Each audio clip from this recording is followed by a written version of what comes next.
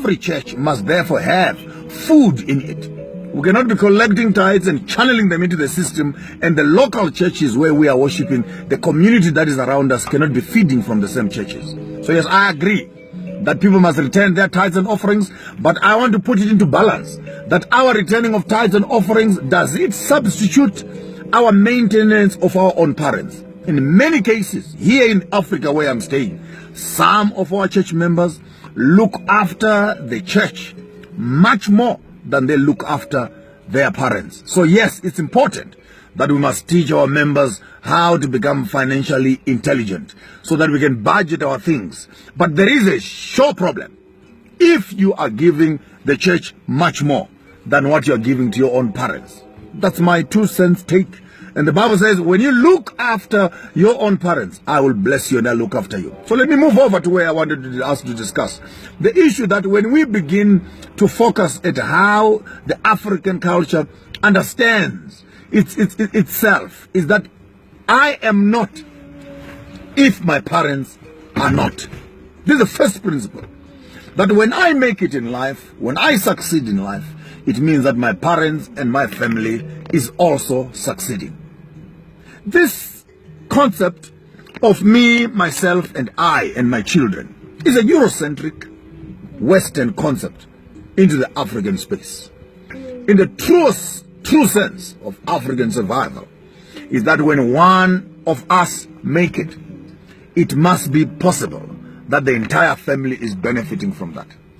And there is no blessing in you showing much love for the God that you don't know when you don't look after the parents that you know. So yes, I'm challenging you. You go home, you kill some cow, buy vegetables and spinach and make patties. I don't know what you do. Feed the community. Clean up your grandfather's graves. Connect with your past. Introduce your children to their own history. Cleanse yourself in the space of your history. Come back into the sophisticated, educated environment. That is the best form of cleansing you can ever do. There's no way you and your father can be quarreling. You and your mother can be quarreling and you think that you're going to be successful in this life. Impossible. In Nigeria, they say that's impossible. Impossible. You cannot be looking for success at the expense of looking after your own family and your own parents and your own siblings. It is therefore important, critically important, that our success must always be watering the roots on which we are sitting. And these roots must be looked after. For there can be no branch if there is no root. You look after the root, then there's more fruit on the branch. Part of being an African is therefore having the ability to constantly connect ourselves to where we are coming from. Connect ourselves to the roots where we are planted. Appreciate these roots. Look after them. Water them. Develop them. And let your parents have nice things to say about you. That is the best blessing that you can receive. Now, in conclusion, let me say this to you so that you can understand where I'm coming from. There is something that we call a divine blessing. This is the blessing that God will give you. No matter what you do, no matter what you don't do, there are blessings that God has in store for you. They are not subject to. The mercies of the Lord are not subject to our behavior. We don't teach righteousness by works. It's righteousness by faith. So there are what we call divine blessings. Next to divine blessings, the second level that I want to put in your head so that you think clearly, second level is your parental blessing. This is when your father, when your mother, the people that God designed as the gates for you to enter into this life, bless you and wish you well, say nice things about you to the Lord. And God honors those blessings, those prayers, those pronouncements. I call those parental blessings. So blessing number one is what I call the divine blessing, where God blesses you in spite of yourself. Blessing number 2 is what I call a parental blessing. When you and your parents are on the same page and you are talking together nicely and you are in harmony, father and son, daughter and mother, and etc. And there is harmony right there. God will bless you. Divine blessings, parental blessings. Number 3 is what I want to call now the pastoral blessing or the prophetic blessings, which are pastor's blessings. Where your pastor, the one who is looking after you spiritually, prays for you, wishes things to be upon your life. But take note that divine blessings, parental blessings, are not controlled by pastoral blessings. You cannot mess up the 2 levels of your responsibility on the top side and hope that you will access the pastor's blessings. No, get it clearly. What God can give you, God can give you. What your parents can bless you with, your pastor cannot bless you with. And what your pastor can bless you with, the 4th level of my blessing, for everyone out there who is going through a financial problem in your life, I have a solution for you today. This will mark the poorest that you were in your life ever since you were born. I challenge you, go to your account, I don't know how much is there, withdraw some money, go to your field, if you got some cattle, count some cattle. I don't know how many you're going to count, but maybe let's agree that you make 7 cattle that you can count. And after you've counted these 7 cattle, 700 rand, 7 rand, or 7,000 rand, I don't know what the Lord will impress on your heart. Have 7 envelopes that are in your hand and put each offering in each envelope. Get into town, get into the village, get into the bushes. I don't know where you are on the face of the earth. Find a blind person, give them 1 envelope. Find a widow, give them another envelope. Find a crippled person, give them another envelope.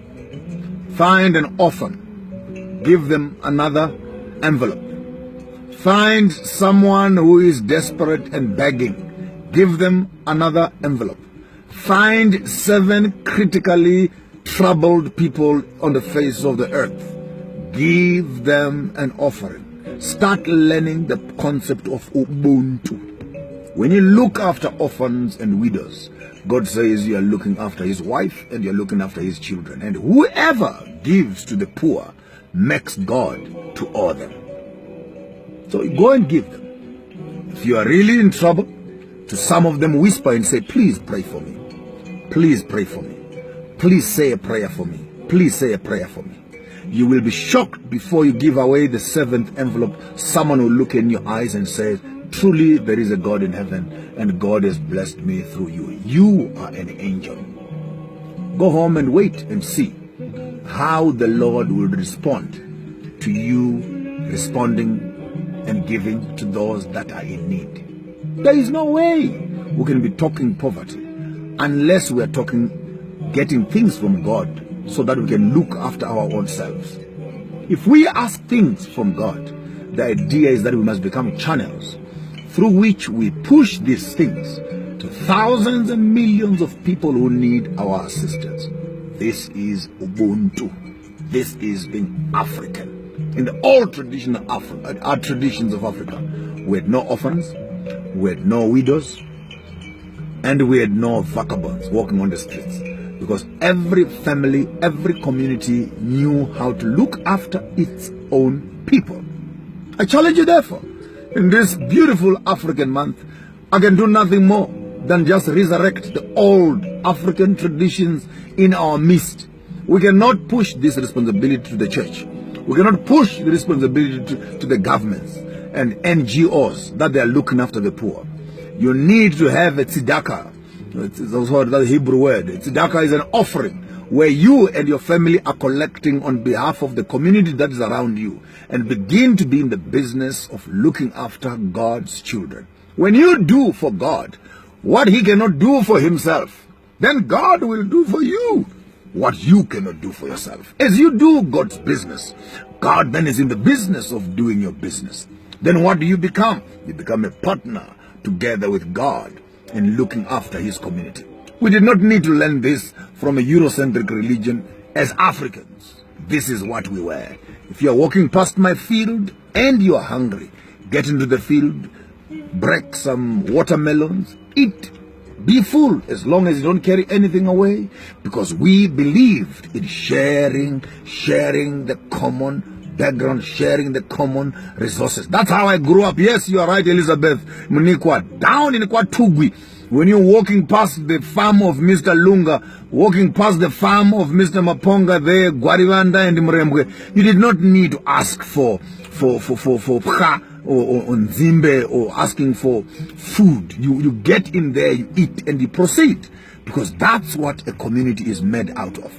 Look after me and I look after you. When I have, you have. This is what community building is all about. If we can take this concept from an individual level to a family level, to a community level, to a society level, to a country level, we can then begin to talk about Africa finding its way back to its own conscience and its own being. So that when Zimbabwe is doing fine, South Africa is also doing fine, Mozambique is doing fine, Kenya is doing fine, and if our presidents can begin to have a sense of community, that we don't run these countries as they were divided to us by our colonial masters, who sat on a table one day and tore up a piece of paper and they distributed us to themselves.